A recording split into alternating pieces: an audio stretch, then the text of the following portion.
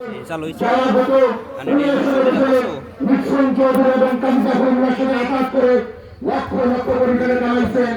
আপনারা আপনাদের জন্য পেট খোলা, কিন্তু আপনারা নেতা হতে পারবেন না।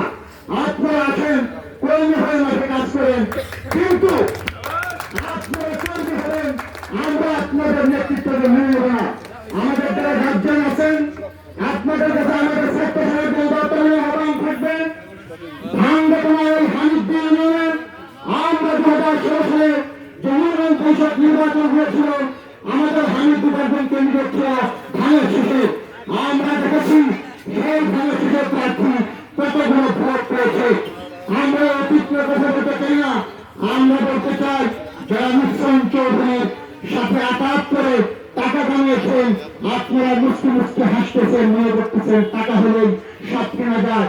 একটা কথা মনে রাখবেন, টাকা দিয়ে চামচা কিনা যায়, টাকা দিয়ে কর্মী কেনা যায় না। টাকা দিয়ে চামচা কিনেছেন, টাকা দিয়ে কর্মী কিনতে পারবেন না। আমরা ভাঙ্গা জোরান, আমরা ছিলাম, আমরা আছি, আমরা থাকবো।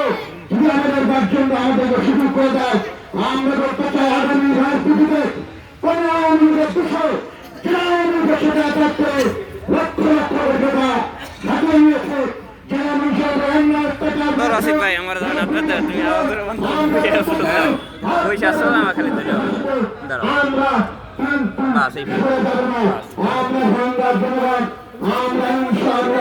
আমাদের মুরব্বীদের সাথে থেকে আমরা কোন কৃষকদের অবস্থান করতে পারি না। আমরা যারা বিগত 15 যারা দলের জন্য মহিলা পর্যায়ে ছিলেন দিয়েছেন, যারা জোর করেছেন, অন্য অত্যাচারের শিকার হয়েছে, আমরা তাদের সাথে থেকে আগামী ভাঙ্গা রাজনীতিকে এগিয়ে নিয়ে যেতে চাই। এখানে আমাদের মধ্যে আছেন, আজ একটা কথা বলতেই হয় যে আমরা বন্য নয়। দীর্ঘদিন ধরে যে ষড়যন্ত্রের শিকার হয়েছে আমাদের দেশাল সিদ্ধার্থ এবং পিএইচডি সহ যত যুব সমাজ আছে, যারা পথ চায় না, তারা চায় মানুষের ভালোবাসা সহ এবং মানুষের মনে আস্থা করতে চায়। আমাদের যুব সমাজ, ভাঙ্গার যুব সমাজ ঐক্যবদ্ধ হয়েছে, আমরা টাকার কাছে বিক্রি হবে না।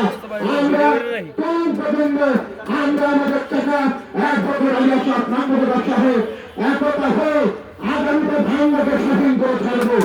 যে 54 বছর ভাঙ্গা স্বাধীন হয়, এইবার শুধু রাষ্ট্র 14 বছর শুধুতে আমরা ভাঙ্গাকে স্বাধীন করে ছাড়বো ইনশাআল্লাহ।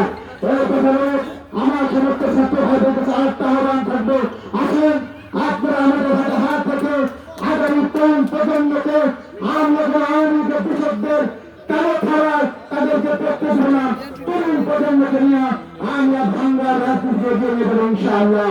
এইভাবে আমি আমার সংযুক্ত বক্তব্য শেষ করতেছি। আসসালামু আলাইকুম। ধন্যবাদ আপনাকে অত্যন্ত সুন্দর বক্তব্য দেওয়ার জন্য।